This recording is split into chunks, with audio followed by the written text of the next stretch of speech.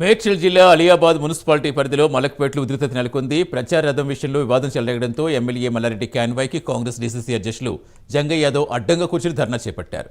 దీంతో కాంగ్రెస్ బీఆర్ఎస్ మధ్య ఘర్షణ చోటు చేసుకుంది.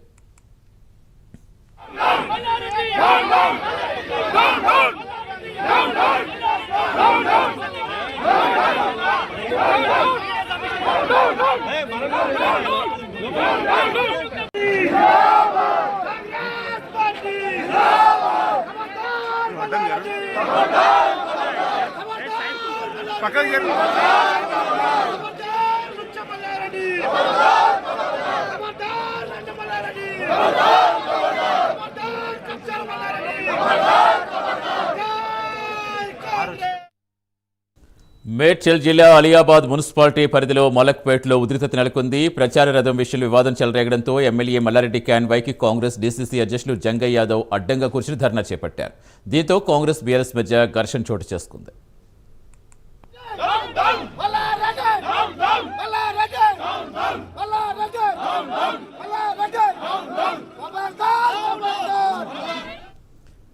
మేడ్చల్ జిల్లా మలక్పేటలో ఉద్రిక్తత నెలకొంది. పూర్తి సమాచారం ఇచ్చేందుకు మా కరెస్పాండెంట్ అజీం జాయిన్ అవుతున్నారు. అజీం, ప్రస్తుతం ఏంటి అక్కడ పరిస్థితి? ఇరు వర్గాలు ఏం చెప్తున్నాయి? కాంగ్రెస్ టీఆర్ఎస్ నేతల మధ్య ఏదైతే మేడ్చల్ మలక్పేటలో ఏదైతే చిన్నపాటి వాగ్వాదం చోటు చేసుకుంది.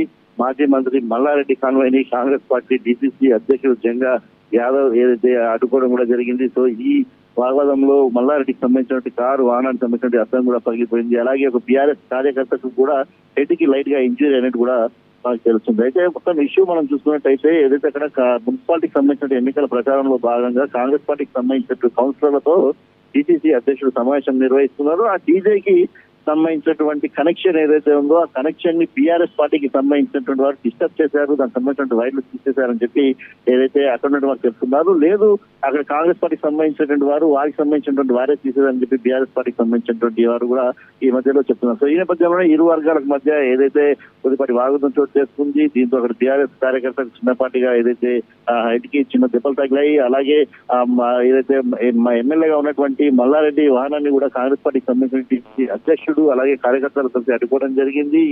ఈ తోపులాటలో మల్లారెడ్డికి సంబంధించిన కారు అద్దనం కూడా ఏదైతే బ్రేక్ అవడం కూడా జరిగింది. సో ఈ మధ్యలో అక్కడికే ఉన్నటువంటి పోలీసులు వెంటనే చర్య చేసుకుని ఇరు వర్గాలను శాంతింపజేసి ఇరు వర్గాల మధ్య ఉన్నటువంటి తోపులాటను పక్కకి జరిపేసి ఇరు వర్గాలను అయితే శాంతింపజేసేటువంటి ప్రయత్నం చేశారు. సో ఆ వేడి మాత్రం ఇంకా అక్కడ అలాగే కొనసాగుతుంది. మున్సిపాలిటీ ఎన్నికలు అంటే మనం చూసారు ప్రధానంగా మెట్లలో ప్రస్తుతానికి బీఆర్ఎస్ పార్టీకి సంబంధించిన ఎమ్మెల్యేగా మల్లారెడ్డి కొనసాగుతున్నారు. సో మున్సిపాలిటీ ఎన్నికలు చేసుకున్నాయి. అధికార కాంగ్రెస్ పార్టీ కూడా అన్ని స్థానాలు గెలవాలని చెప్పి కూడా చూస్తుంది. సో ఈ నేపథ్యంలో ఆ ఇరు వర్గాల మధ్య తీవ్రమైనటువంటి పోటీ నెలకొనడంతో కూడా ఈ వాగ్వాదానికి తోపులాట కారణం కూడా మనం చెప్పుకోవచ్చు. ఏదైనా పోలీసులు తర్వాత ప్రస్తుతానికి అయితే అక్కడ వాతావరణం అంతా కూడా ఏదైతే కాస్త స్కూల్ అయిపోయింది. సో కానీ ఒక బీఆర్ఎస్ కార్యకర్తగా అయితే అక్కడ ఇంజరీ అయింది. సో అలాగే మల్లారెడ్డికి సంబంధించిన వాహనం అర్థం కూడా బ్రేక్ అయింది. కాంగ్రెస్ కార్యకర్తలు మాత్రం బీఆర్ఎస్ వాళ్ళు కావాలని తమ సమావేశాలని అడ్డుకుంటున్నారు, సౌండ్ రాకుండా మైక్ కట్ చేస్తున్నారు, పవర్ కట్ చేస్తున్నారు, తీవ్రమైనటువంటి ఆరోపణలు అయితే చేస్తున్నారు. Satish, right, thank you Azeem.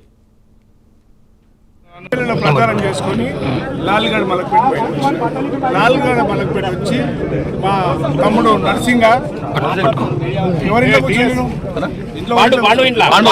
Raman Pandu ఇంట్లో కూర్చున్నాడు. మా కార్యకర్తలందరూ కూడా 50 మంది వచ్చారు. వస్తే నేను ఏం చేసినంటే మీరు 50 మంది వద్దు బాగుండదు కర్రా పాండు కర్రా నేను ఒక క్యాండిడేట్ కూర్చున్నట్టుకొని మాట్లాడాను. మా వాళ్ళందరినీ ప్రచారానికి పొమ్మని చెప్పి పంపించేసాను. పంపించాక మా బండి ప్రచార రథం వచ్చింది. ప్రచార రథం వచ్చి నేను బయటికి మాట్లాడుకుంటామని పాండు నేను కలిసి వస్తాను.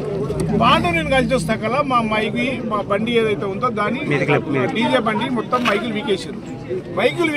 ఎందుకు వీకేసినట్టు మా సోదరుమని అడుగుతుంటే ఒక ఆయన వచ్చేమో చూస్తాడు, ఒక ఆయన వచ్చేమో కొడుతాడు.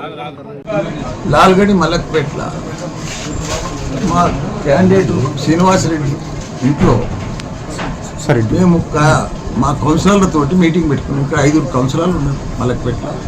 వాళ్ళతో 1 by 1 మాట్లాడుకుందాం, కౌన్సిలర్లో మీటింగ్ పెట్టుకుందామని నేను మా మల్కాజ్గిరి ఎమ్మెల్యే ఇన్ఛార్జ్ కేటీఆర్ గారు చేసిన ఇన్ఛార్జ్ ఇద్దరం వచ్చి కూర్చొని మా మీటింగ్ పెట్టుకుంటే దానికి పెద్ద ఎత్తున నేను నా కారు వచ్చేది చూసి, నేను ఇంట్లోకి వచ్చేది చూసి, నా కారును చూసి ప్రచారం బండి పంపించి పెద్ద ఎత్తున సౌండ్ పెట్టి ½ ఫుల్ సౌండ్ పెట్టి నడిపిస్తారు.